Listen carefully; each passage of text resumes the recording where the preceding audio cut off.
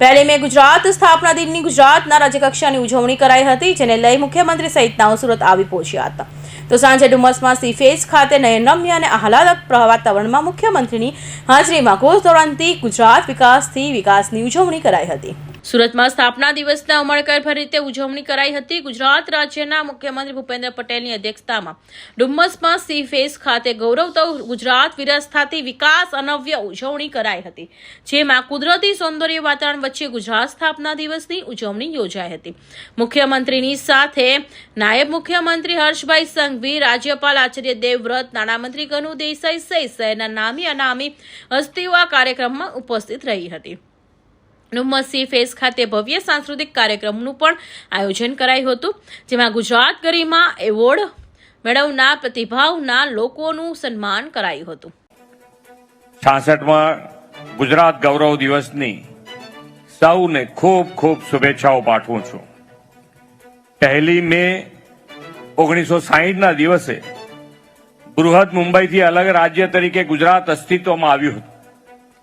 ત્યારે બધાના મનમાં હતું કે આ ગુજરાત કેવી રીતે વિકાસ કરી શકશે. એની પાસે કોઈ મોટો ઉદ્યોગ નથી, કોઈ માળખાકીય સુવિધા નથી, અને વાત પણ સાચી હતી. 1960 થી 2001 સુધી ગુજરાતનો વિકાસ જોઈએ તેટલો ઝડપે થયો નહીં. આદરણીય શ્રી નરેન્દ્રભાઈ મોદી 2001માં શાસન દાયિત્વ સંભાળ્યું અને વિકાસની ગાડી પાટે ચડી. આદ્ય કવિ નર્મદે જે કીધું, હમણાં જ હર્ષભાઈ કહેતા હતા, એ જ વાત છે કે ગૌરવ ગાનમાં કે જય જય ગરવી ગુજરાત, દીપે અરુણ પ્રભાત. આદરણીય શ્રી મોદી સાહેબે ગુજરાતને વિકાસનું અરુણ પ્રભાત બનાવ્યું. તેમની પ્રેરણાથી આજે ગુજરાત ગ્રોથ એન્જિન અને વિકાસનું રોલ મોડેલ બની ગયું છે. જો વિઝનરી નેતૃત્વ અને સૌને સાથે રાખીને વિકાસ કરવાની પ્રતિબદ્ધતા હોય તો સ્થિતિ કેવી રીતે બદલી શકાય તે આદરણીય શ્રી મોદી સાહેબે દેશ અને દુનિયાને બતાવ્યું છે. 6.5 કરોડ ગુજરાતીઓ પણ આદરણીય શ્રી મોદી સાહેબના નેતૃત્વ અને વિકાસની રાજનીતિને પ્રચંડ સમર્થન હમણાં યોજાયેલી ચૂંટણીમાં આપ્યું છે. એમાંય તમે તો સૌ સુરતીઓએ તો 115 બેઠકો પર ભાજપને વિજય અપાવીને ઇતિહાસ રચ્યો છે. સુરત મહાનગરના સૌ નાગરિકોનો અમે ઋણ સ્વીકાર કરીએ છીએ. આદરણીય વડાપ્રધાન શ્રી મોદી સાહેબની એક ખૂબી છે, કોઈને ના સૂજે તે તેમને સૂજે. તેમણે પ્રજાસત્તાક દિવસ, સ્વતંત્રતા દિવસ, રાજ્યના સ્થાપના દિવસ જેવા ઉત્સવોમાં લોકશક્તિ જોડાય અને પોતાના ગામ, નગર, શહેરના વિકાસના કામોથી રાષ્ટ્રહિત પ્રથમનો ભાવ જનજન્મ જાગે એવો ધ્યેય રાખ્યો છે. આ માટે રાષ્ટ્રીય પર્વો લોકો વચ્ચે, લોકો સાથે, લોકોના ઉમંગે જિલ્લા તાલુકામાં યોજવાની તેમણે શરૂઆત કરાવી છે. સૂર્યપુત્રી તાપીના ખોળે વસેલી આ વિકસેલી ડાયમંડ અને સિલ્ક સિટી સુરતને તો આજે બુદ્ધ પૂર્ણિમાના પવિત્ર દિવસે ગુજરાત સ્થાપના દિવસની ઉજવણીના યજમાન બનવાનું સૌભાગ્ય બીજી વાર મળ્યું છે. આ 66મો ગુજરાત ગૌરવ દિવસ સુરત માટે ડબલ બોનાન્ઝા છે. સુરતને તેને વિવિધ ક્ષેત્રે ગૌરવ અપાવનાર લોકોનું સન્માન અને ગુજરાત ગરિમા એવોર્ડ પણ અર્પણ કર્યા છે.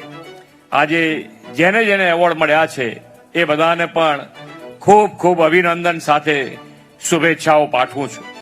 આજે સવારે દક્ષિણ ગુજરાતની વાઇબ્રન્ટ રિજિયનલ કોન્ફરન્સની પણ અહીં શરૂઆત થઈ છે.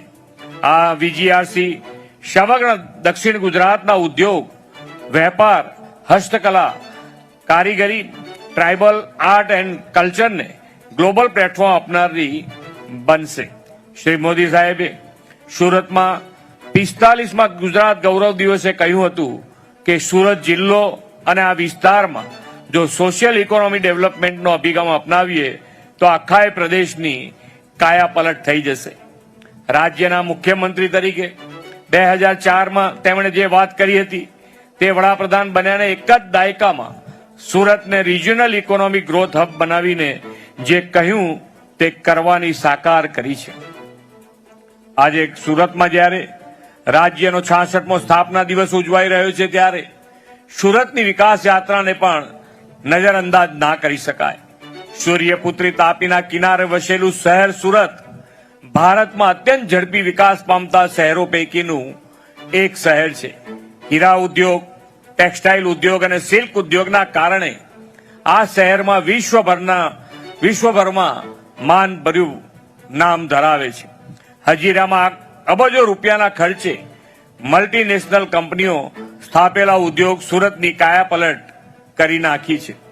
એપરલ પાર્કમાં અદ્યતન ફેશનના તૈયાર વસ્તુના ઉત્પાદનની ડિમાન્ડ સાથે હજારો યુવાનોને રોજગારી પર મળી રહી છે.